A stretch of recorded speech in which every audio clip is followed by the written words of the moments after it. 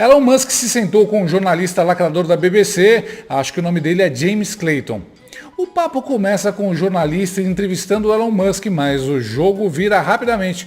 O jornalista não sabia que o papo estava sendo transmitido ao vivo no Twitter Space e que ele, além de entrevistador, também era o entrevistado.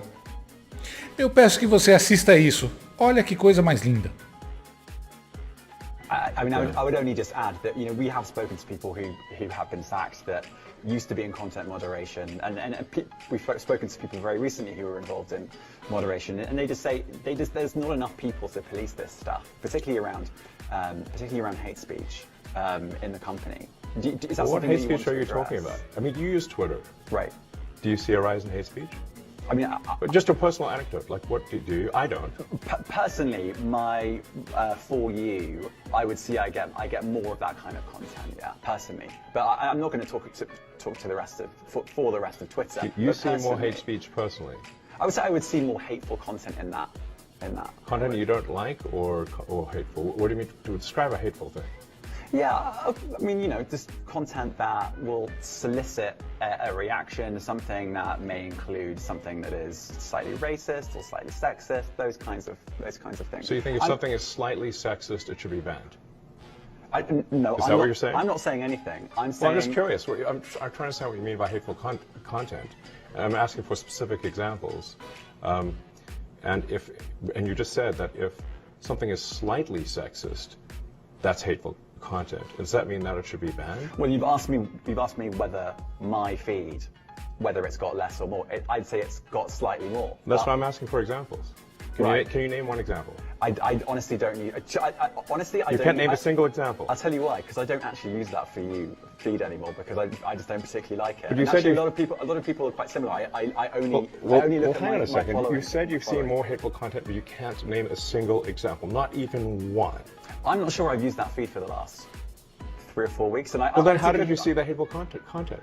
Because I've been using Twitter since you've taken it over for the last 6 months. Okay, so then you must have at some point seen for you hateful content. I'm asking for one example. Right. And you can't give a single one. And I'm saying I say, sir, that you don't know what you're talking about. Really? Yes, because you can't give me a single example of hateful content, not even one tweet. And yet you claimed that the hateful content was high. Well, that's false. No, what I claimed... You just lied. What I claimed was there are many organizations that say that kind of information is on the rise. Now, whether it has on my feed Give me one or example. not... I mean, right, and Literally you can can't look at name something one. like the Strategic Dialogue Institute in the UK.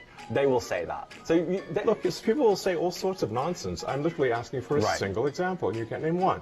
Right, and as I've already said, I don't use that feed. But Well, then how would you know? I don't think this is getting anywhere. You literally said you experienced more hateful content, and then couldn't name a single example. Right, and as I said, That's absurd. I haven't actually looked at that feed. Then how would say, you for know a there's few hateful weeks. content? Because I'm saying that's what I saw a few weeks ago.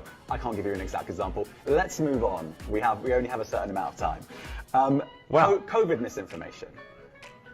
You Amazing. You've changed the COVID misinformation. Has rules. BBC changed its COVID misinformation?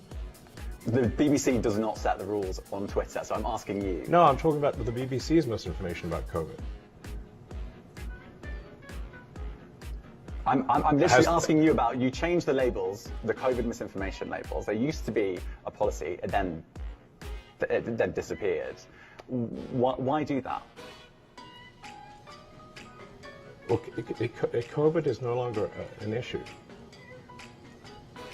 Does the BBC hold itself at all responsible for misinformation regarding masking and side effects of vaccinations?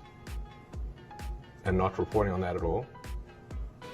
And what about the fact that the BBC was put under pressure by the British government to change its editorial policy? Are you aware of that?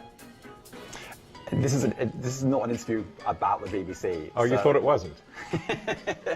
I see now why you've done Twitter Spaces. I am not a representative of the BBC's editorial policy. I want to make that clear. Let's talk about something else. You want to talk about the BBC? You too. All right, let's talk about something else. You weren't expecting that. Let's talk about something else.